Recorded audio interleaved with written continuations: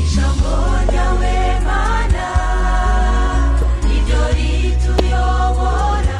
Bageze ku musozi Moriya, Isaka yafashije ise Aburahamu gutunganya ibisabwa nubwo ari we byari bigendereye.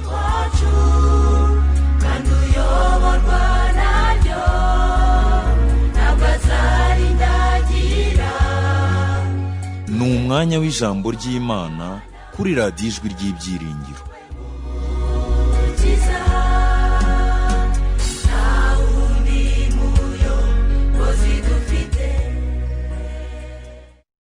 Muvandimwe inshuti nkunda, reka tunezezwe n'ukuri Imana yaduhishuriye kandi idushoboze kukugenderamo, kuko ariko kuzakiza imitima yacu.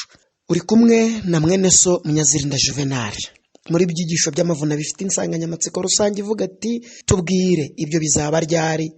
Iki ni ikibazo intumwa zabajije Yesu, natwe kandi dukwiriye kubaza. Insanganyamatsiko y'uyu mugoroba iravuga iti twamenya ukuri dute ko urujijo rwakujimirije mu nzira.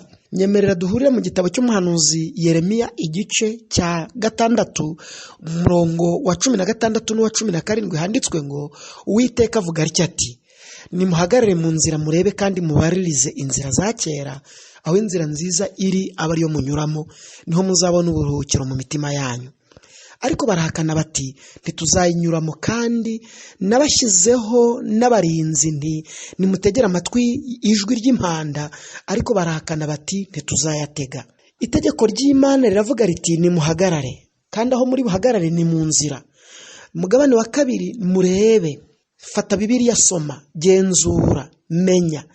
Abaruhuka ku munsi wa Ijuma Friday ahiswe Vendredi bita ku munsi wa 7, abaruhuka Saturday Samedi Juma Mosi ariho bita ku wa 7, abaruhuka ku cyumweru Dimanche Sunday. Ninde uri mukuri? Ibi nicyo ugomba kwibaza kandi ugasesengura, ugasoma, ukagenzura.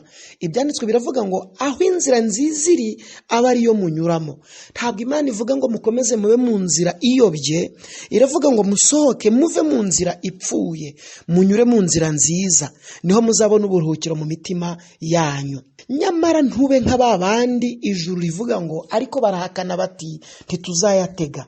None twamenya ukuri dute ko urujijo rwakujimirije mu nzira?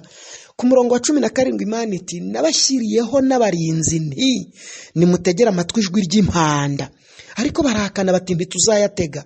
Aba barinzi ni uburyo bwo kukuburira hakoreshejwe ubu buryo bw'ikoranabuhanga n'ubundi buryo bwose ijuru ryateganije mu gusohokana imiburo. None se koko ibihe byaba byarahindutse ku buryo tutashobora gusobanukirwa kubara iminsi? Ko ibintu biri gukomeza kugenda bivangavangwa, iminsi mikuru ya gipagani n'imihango yacyo ikaba iri kurushaho kugenda igwira. Dore ko iminsi mikuru yose ya gipagani igendereye kuramya izuba, ubupagani bwayinjije mu Bukristo, na gahunda zose zo kuramya ibigirwamana nazo zamaze kwinjizwa mu Bukristo. Ibyo bikorwa byamaze kuba gikwira no mu minsi mikuru y'abantu benshi. Nk'uko twabisesenguye mu minsi ya Noheli, twabonye ko Noheli ari umunsi mukuru w'ivuka ry'ubupagani, umunsi mukuru w'ivuka ry'Imana zuba. Inshuti mukundwa uteze amatwi radiyo Ijwi ry'Ibyiringiro, iminsi y'icyumweru yeguriwe ibigirwamana by'izuba, kandi umubare 7 nawo uhujwe n'ijisho rya Ozirisi n'imirasire 7 y'ikigirwamana Mitra, nk'uko igaragara cyane mu bigirwamana n'ibigirwamanakazi by'abapagani. Muri ubu buryo igishushanyo cy'ubwigenge gishushanya ikigirwamana cy'izuba mu buryo bwa kigore, nk'uko iyo shusho ifite imirasire 7 ya Mitra ku mutwe wayo, kandi ikaba ifite n'urumuri ari rwo rushushanya umutwaramucyo cyangwa se Luciferi. Ibi kandi uraza gukomeza ubisesengura ubibone neza. Imirasire 7 y'izuba ikomoka kuri Mitra ishushanya insinzi ye anesha imbaraga z'umwijima. Ibi ese byaba ari ukuri? Ibi biri gukomeza kugenda byigishwa kandi bigatozwa urubyiruko mu mikinire y'amakarita no mu bundi buryo, ku buryo abantu babyitabira bakabikina badasobanukiwe ibi birimo. None twashobora kubara ibihe dute? None si ibihe koko byaba byarahindutse burundu, nubwo ubwo buryo butumenyereza kandi buturangaza buhora butambuka butujijisha bukomeza kugenda bwigaragaza? Nshuti mukundwa, ntitwashobora kumenya kubara iminsi turamutse twirengagije icyumweru kirema nk'inkomoko y'iminsi n'ibihe by'imyaka uko bikuranwa, kandi nka gahunda yashyizweho n'Imana ubwayo ubwo yarangizaga kurema byose mu minsi 6, uwa karindwi karuhuka. Igihe cyose hazabaho guhakana iminsi igize icyumweru kirema, kuripfobya cyangwa kurisobanura uko ritari, ntidushobora gusobanukirwa kubara iminsi. Hazabaho kwihenda gukomeye guherekejwe no guhakana ko dukomoka ku Mana umuremyi, aribyo byabyaye zimwe mu nyigisho zihindagurika za bamwe mu banyabumenyi b'isi nk'abarimo Charles Darwin bavuze ko dukomoka ku nyamaswa kandi atari ko biri. Izo nyigisho zihindagurika zigomba kuvuguruzwa no guhinyuzwa kuko nta kuri na guke zifite. Zirayobya abana bacu iyo zigishijwe mu mashuri na za kaminuza zigateje agaciro Uwiteka umuremyi wa byose. Iminsi y'irema ni ingahe? Iminsi y'irema dukurikije ukuri kwa Bibiliya ni ibihe bisanzwe bibarwa hifashishijwe igihe cy'amasaha 24 agize umunsi umwe. Imvugo muri Bibiliya dusoma mu gitabo cy'Itangiriro igice cya mbere umurongo wa 5, uwa 8, uwa 13, uwa 19, uwa 23 n'uwa 31 ivuga ngo buragoroba buracya, yakoreshwaga n'ubwoko bw'Imana bwo mu isezerano rya kera mu kubara ibihe no mu kubara iminsi. Iyo mvugo igaragaza iminsi isanzwe, umunsi ugizwe n'amasaha 24, aho kuba umunsi mu buryo abantu babivugamo bashaka gupfobya irema, aho umunsi utangira nimugoroba izuba rirenze ukarangira ku wundi mugoroba izuba rirenze, hakabarwa amasaha 24 nk'uko tubibonye no mu gitabo cy'Abalewi igice cya 23 umurongo wa 32, hamwe no mu gitabo Gutegeka kwa kabiri igice cya 16 umurongo wa 6. Byaba nta shingiro bifite kuvuga ko iyo mvugo isobanura iminsi isanzwe mu gitabo cy'Abalewi, naho mu gitabo cy'Itangiriro igasobanura imyaka ibihumbi n'ibihumbi. Ibyo kandi byaba ari ubuyobe bwikubiranije, kandi byaba ari ukwijijisha cyangwa hari indi mpamvu ibigutera. Igihe muri twe haboneka abemera ko Bibiliya ibishingiro ryo kwizera kwacu ariko bagahakana bimwe mu bitabo byayo cyangwa se imwe mu mirongo yo muri yo kuko inyuranije n'ubushake bwabo. Niba twemera ko kwizera kwacu gushingira kuri Bibiliya, twemere n'ibiyanditswemo byose nk'ijambo ry'Imana bibishingiro ryo kwizera kwacu. Nitugira kandi ibyo duhakana byo muri yo, twe kugira na bike twemera. Niko kuri kutajijishije. Kubara iminsi rero ntibigoye kandi ntibisaba kuba warize ngo uminuze, ntibinasaba ubumenyi buhanitse mu by'iyobokamana, nta yandi mayerekwa bisaba. Mvuge nti nta nubwo bisaba kubanza kumva ijwi ry'Imana ngo ubone kubyizera. Icyo bisaba ni kimwe, ni ukwibaza ngo byanditswe bite mu ijambo ry'Imana? Imana yabivuzeho iki? Ninde uri mu kuri? Ukuri ni ukuhe? Ari abemera ko umunsi urangira saa 6 z'ijoro n'abemera ko umunsi urangira izuba rirenze, ninde uri mu kuri? Bisaba kumenya icyo Imana ivuga maze umutima wawe ukayoboka icyo ubwirijwe na Mwuka Wera kugira ngo ukizwe. Kandi birasobanutse kuko mu gitabo cy'Abalewi igice cya 23 ku murongo wa 15 Imana yivugiye iti, kandi mujye mubara iminsi muhereye kuri uwo munsi wa mbere w'iminsi 7. Muvandimwe nshuti nkunda, ibi bihamya byose byerekana ko tugomba kubara iminsi dutangiriye ku munsi Yesu yazutseho. Birasaba kumenya ngo Yesu yazutse ryari. Iki kibazo ntigisaba amashuri ahanitse. Igisubizo kiroroshye kuko ntawe utarabyigishijwe mu idini ye ko Yesu yazutse ku cyumweru, Sunday, Dimanche, hiswe Dies Domini, ari wo munsi wa mbere nk'uko tumaze kubisoma mu gitabo cy'Abalewi igice cya 23 ku murongo wa 15 ko kuwa mbere ari wo ntangiriro yo kubara iminsi. Aho urujijo rukomeye rero ruri naha, kugira ngo twumve neza uko politike y'ihembe rito yagerageje guhindura ibihe n'amategeko nk'uko tubisoma mu gitabo cy'umuhanuzi Daniel igice cya 7 umurongo wa 25, ni ngombwa ko tumenya imiterere y'igihe nk'uko Bibiliya ibivuga.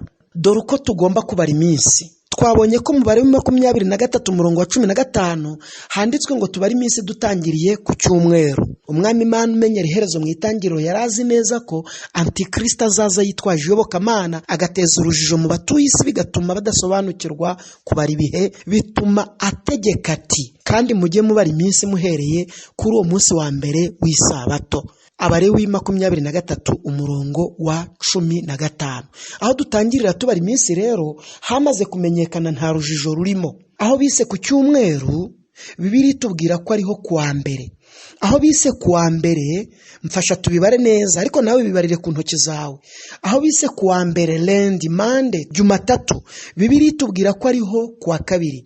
Aho bise kuwa kabiri Monday, Tuesday cyangwa se Jumanne, Bibiliya itubwira ko ariho kuwa gatatu. Aho bise kuwa gatatu Mercredi cyangwa se Jumatanu, Bibiliya itubwira ko ariho kuwa kane. Aho bise kuwa kane Jeudi, Alhamisi, Bibiliya itubwira ko ariho kuwa gatanu. Aho bise kuwa gatanu Vendredi, Ijuma, Bibiliya itubwira ko ariho kuwa gatandatu. Aho bise kuwa gatandatu Samedi, Saturday, Jumamosi, Bibiliya itubwira ko ariho kuwa karindwi. Kubw'ibyo rero nta rujijo rurimo hakurikijwe ukuri kwa Bibiliya. Inkomoko y'urujijo ni iyihe? Ibi byo kujijisha abantu ngo batamenya kubara iminsi mu buryo nyakuri nk'uko Imana yabigaragarije muri Edeni, byakozwe n'ubupapa ku ngoma ya Papa Geregori wa munani, ari nawe mupapa wa 226 wavukiye i Buronye, atorwa ku ya 25 z'ukwa gatanu mu 1575, atanga ku ya 10 z'ukwa kane mu 1587 nk'uko tubisoma mu gitabo Wowe Nkurikira nomero ya 15 uruhererekane rw'abapapa ku rupapuro rwa 59, ngo niwe wahinduye kalendari maze itariki ya 4 z'ukwezi kwa 10 mu 1582 ahita yigira iya 15, iminsi 11 yo hagati ntiyigera ibaho. Ibi ni ubuhanuzi tudategereje kuko bwamaze gusohora. Byari byarahanuwe ngo kandi bizarekerwa mu maboko ye kugeza igihe n'ibihe n'igice cy'igihe bizashirira. Muri Daniel igice cya 7 ku murongo wa 25 havugwaga ubuhanuzi bw'imyaka 1260 y'akarengane kaguyemo inzirakarengane zisaga 50,000,000 zihowe kwizera ukuri kw'ijambo ry'Imana kuko batemeraga kugendera ku kinyoma cyagizwe akamenyero. Bisohozwa bityo n'ubupapa, maze Yohana nawe abihishurirwa bitaraba ati kuko amahanga yose yanyoye inzoga arizo ruba ry'ubusambanyi bw'uwo mudugudu, izo arizo nyigisho za Roma nkirisitu ariyo Babuloni ya none, kandi abami bo mu isi basambanaga nawo, abatunzi bo mu isi bagatungishwa n'ubwinshi bw'ubutunzi bwawo no kudamarara kwawo, uko tubisoma mu byahishuwe igice cya 18 umurongo wa 3. Ibyanditswe rero bikomeza kutugaragariza ko umucyo witabaza utazaboneka muri uwo murwa ukundi, kandi uwo mucyo witabaza ni ijambo ry'Imana. Ibyanditswe mu byahishuwe igice cya 18 umurongo wa 23 n'uwa 24 ngo kandi ijwi ry'umukwe n'iry'umugeni ntazumvikana muri wowe ukundi. Abatunzi bawe bari abakomeye bo mu isi kuko amahanga yayobejwe n'uburozi bwawe.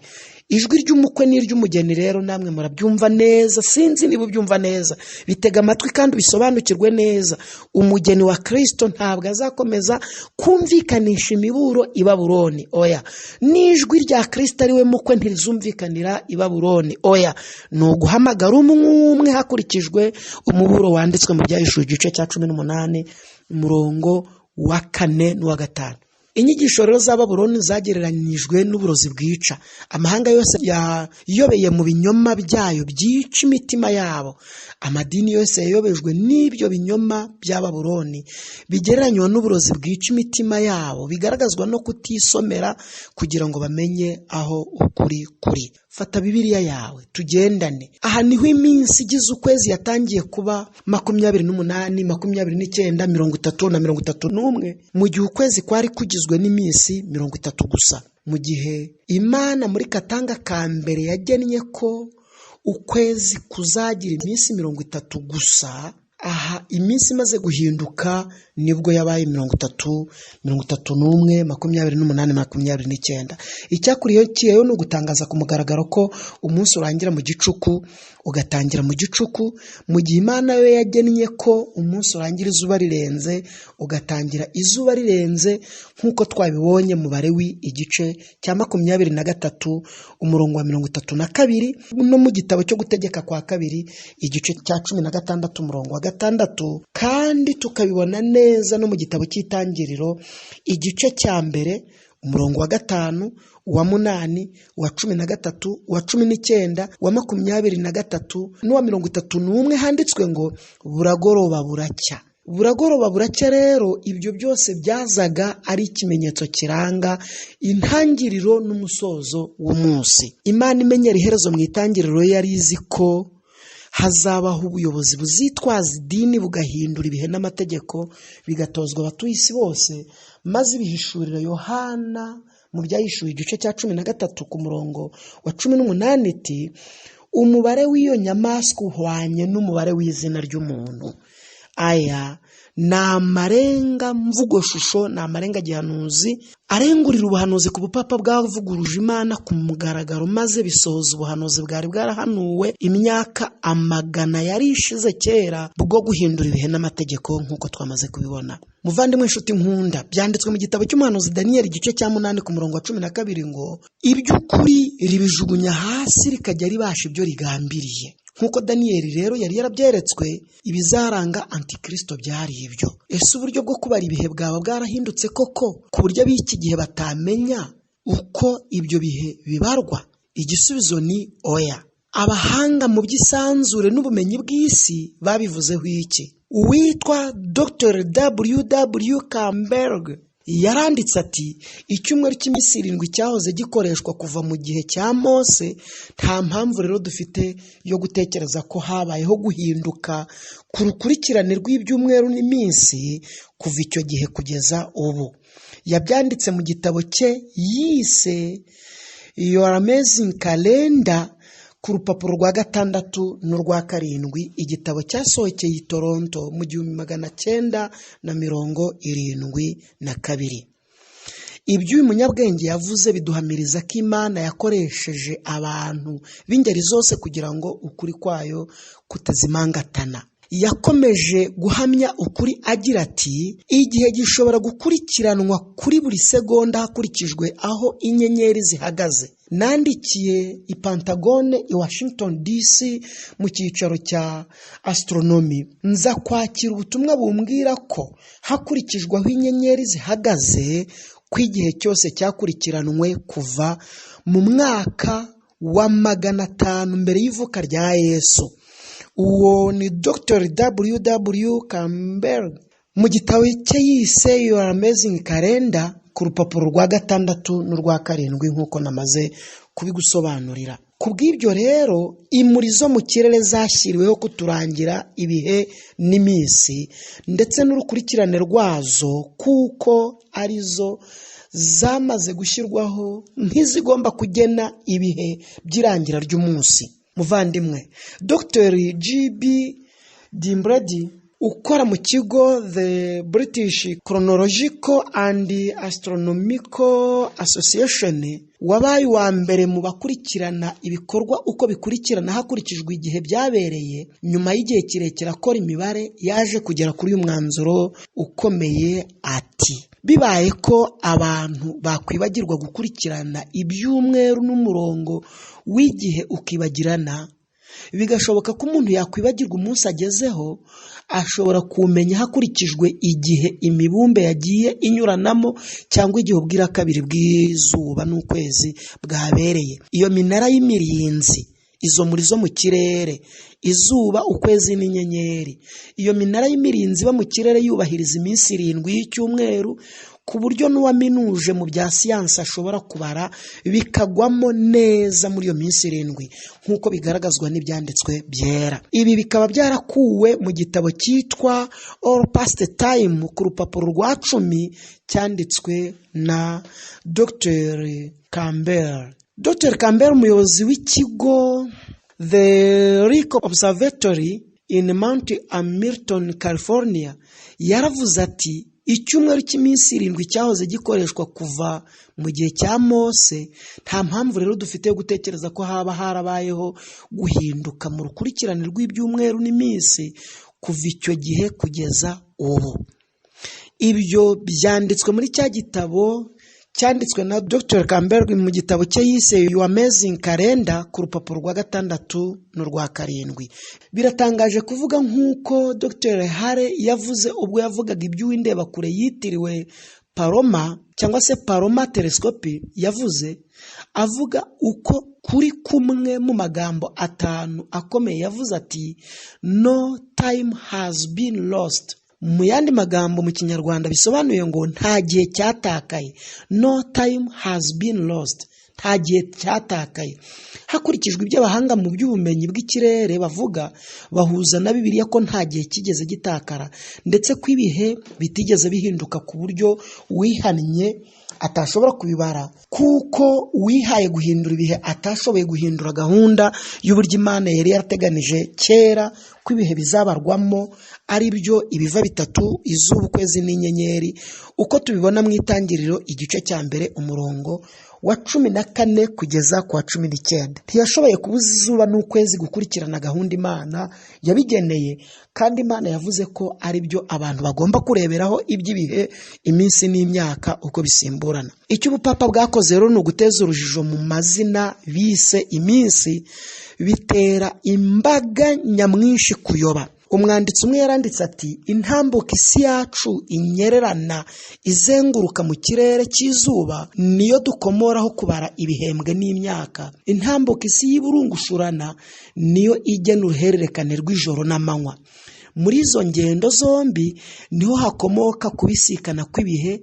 Isi ibaye itazenguruka ikirere cyose ntikinyeganyege, ntihashobora kubaho amasaha, iminsi, ibyumweru, amezi, imyaka n'ibinyejana. Ibi Camille niwe wabyanditse mu gitabo yise Astronomie populaire, cyasohokeye i Paris mu Bufaransa mu 1955 ku rupapuro rwa 11. Kubw'ibyo rero niba isi kwiburungushura kwayo, kwikaraga kwayo, ndetse n'imuri zo mu kirere arizo izuba, ukwezi n'inyenyeri ari byo biturangira amasaha n'uruhererekane rw'ijoro n'amanywa, ibyo byashyizweho n'Imana, ari nacyo gituma uwahinduye ibihe n'iminsi atashoboye guhindura kuzenguruka kw'izuba, atashoboye guhindura kuzenguruka kw'isi yizengurukaho cyangwa izenguruka izuba, atashoboye guhindura inyenyeri n'ukwezi, kuko ibyo byose nibyo bitumenyesha isaha, umunsi duhagazeho, ndetse n'ibyumweru n'imyaka. Amaze kwerekana ko isi y'iburungushura mu buryo budahinduka,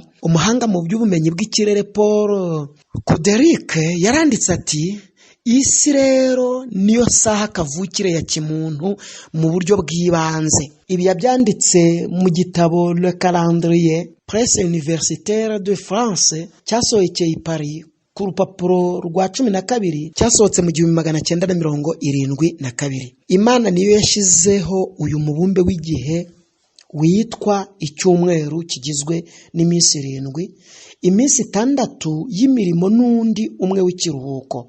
Nyamara nta ntambuko n'imwe yaba iy'isi cyangwa ibindi biva byo mu isanzure ibasha guhwana n'igihe cy'iminsi 7 ngo umunsi wa 7 urangwe n'intambuko y'ikiremwa runaka. Oya, impuguke mu mibare n'ikirere Pierre Simon Laplace yaravuze ati, uku niko icyumweru kuva kera kose aho gikura inkomoko y'imizi yacyo kizenguruka kidategwa mu mibereho n'amateka y'ibinyejana byose, kivanga muri za kalendari zikurikiranye z'amoko atandukanye.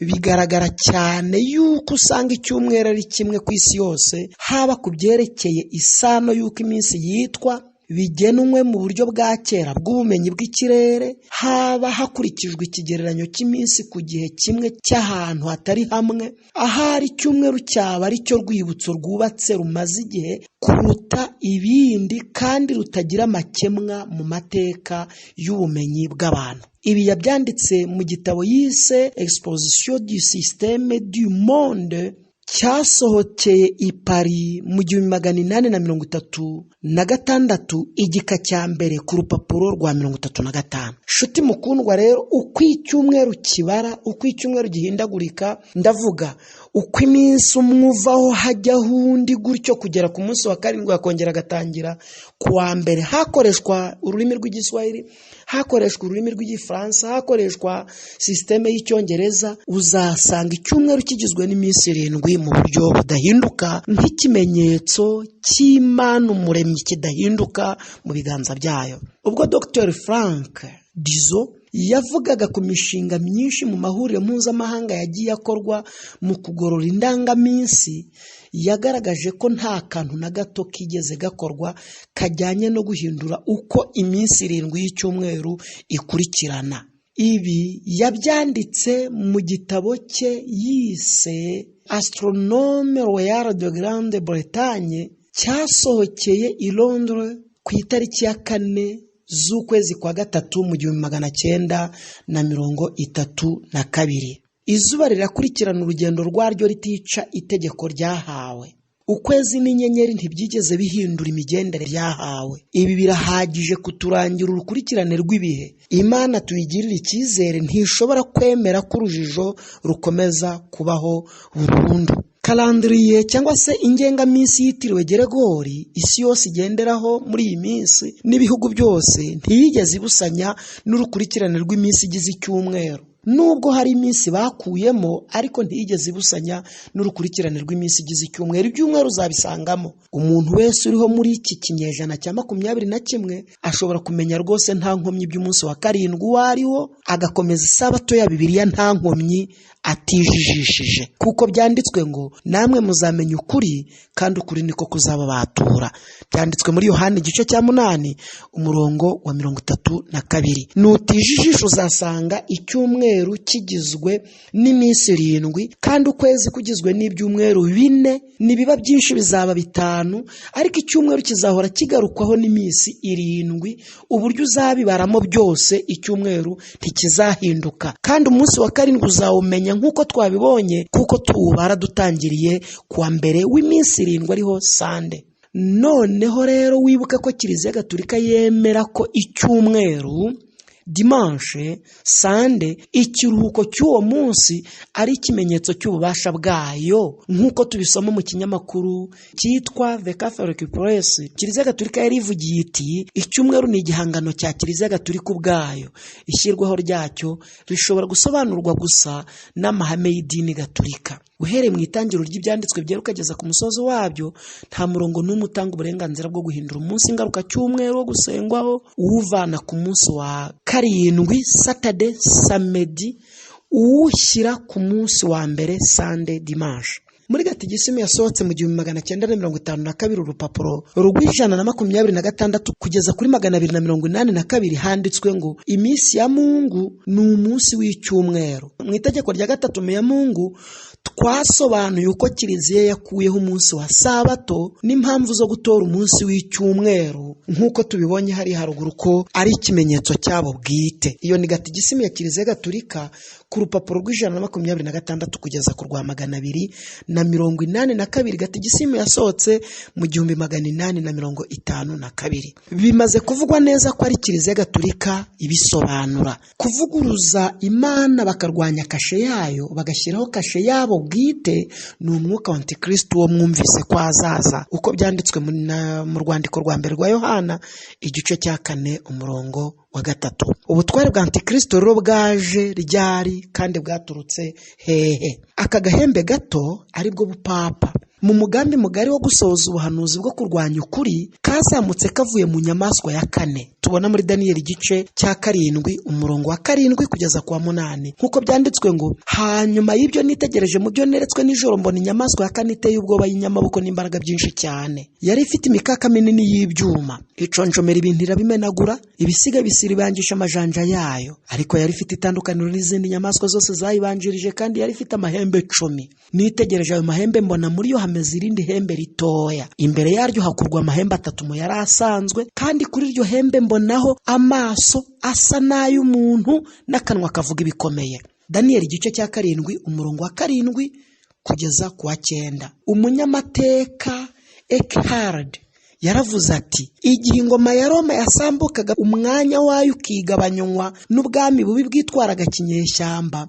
idini Gatolika ry'i Roma ntabwo ryahindutse leta yigenga mu by'iyobokamana gusa, ahubwo no mu bindi bikorwa by'isi. Ibi byanditswe n'uriya munyamateka Eckhard mu gitabo cye yise New Pictoria, cyasohotse mu mwaka w'1987. buri munyamateka yemera ko Roma y'ubupapa yaturutse mu matongo y'ubwami bwa Roma ya gipagani bwa kera. Daniyeli igice cya 7 ku murongo wa 8 haranditswe ngo, nitegereje ayo mahembe mbona muri yo hameze irindi hembe ritoya, imbere yaryo hakurwa amahembe 3 mu yari asanzwe, kandi kuri iryo hembe mbonaho amaso asa n'ay'umuntu n'akanwa kavuga ibikomeye. Shuti muvandimwe, Antikristo yagombaga kuzamuka aturutse hagati mu mahembe 10, agakura ava mu bwami buto kugeza abaye igihangange kurusha ubundi bwami bwose ku isi bwabayeho. Kugira ngo yuzuze ibyangombwa byo kuba ihembe, ubutegetsi bugomba kugira ibimenyetso biburanga kandi biranga ubwami. None Antikristo ninde? Ibi abantu benshi babijyaho impaka. Aka gahembe gato niko busobanuro bw'ukuri bwa Antikristo wahanuwe kwa azaza. Imana yabiduhishuriye mbere y'igihe ubwo yabivugaga mu kanwa ka Yohana intumwa iti, ahubwo ni umwuka wa Antikristo wo mwumvise kuzaza kandi none umaze kugera mu isi. Urwa mbere rwa Yohana igice cya 4 ku murongo wa 3. Antikristo ntimutegereze rero, yaraje kandi imikorere ye irakomeje kugeza Yesu agarutse. Byaranditswe ngo, ntihakagire umuntu uboshye uburyo bwose, kuko uwo munsi utazaza kurya kwimura Imana kutabanje kubaho. Kandi urya munyabugome atarahishurwa ari we mwana wo kurimbuka, ni umubisha wishyira hejuru y'icyitwa Imana cyose cyangwa igisengwa, kugira ngo yicare mu rusengero rw'Imana yerekane ko ari Imana. Ntimwibuka yuko nababwiye ibyo nkiri kumwe namwe? Kandi none muzi yuko ikimubuza ari ukugira ngo azahishurwe mu gihe cye, kuko amayoberane y'ubugome n'ubatangiye gukora, ariko ntazahishurwa keretse uyabuza kuweho. Nibwo wa munyabugome azahishurwa, umwami Yesu azicisha umwuka uva mu kanwa ke, akamutsembesha kuboneka kukuza kwe. Kuza kuwo mugome kuri mu buryo bwo gukora kwa Satani, gufite imbaraga zose n'ibimenyetso n'ibitangaza by'ibinyoma n'ubuhenzi bwose bwo gukiranirwa ku barimbuka, kuko batemeye ukuri kugira ngo bakizwe. Nicyo gituma Imana izaboherereza ubushukanyi bukomeye cyane ngo bizere ibinyoma, kugira ngo batizere iby'ukuri bose bakishimira gukiranirwa bacirweho iteka. Urwa kabiri rwa Tesalonike igice cya 2 umurongo wa 3 kugeza ku wa 12. Abayobozi b'amadini bavuze iki kuri Antikristo? Antikristo ninde? Azarangwa n'iki? Azakora iki? Ibi nibyo turasesengura kandi tuzumvikanisha mu cyigisho kizakurikira iki. Imana ikugirire neza, igushoboze kuva mu biganza by'umunyabugome ube mu biganza bya Kristo Yesu, mu izina rya Yesu, amen. Ijambo ryawe Mana niryo rituyobora. Bageze ku musozi Moriya, Isaka yafashije ise Aburahamu gutunganya ibisabwa nubwo ari we byari bigendereye. Kandi uyoborwa naryo ntabwo azarindagira. Uwo wari umwanya w'ijambo ry'Imana kuri radiyo Ijwi ry'Ibyiringiro.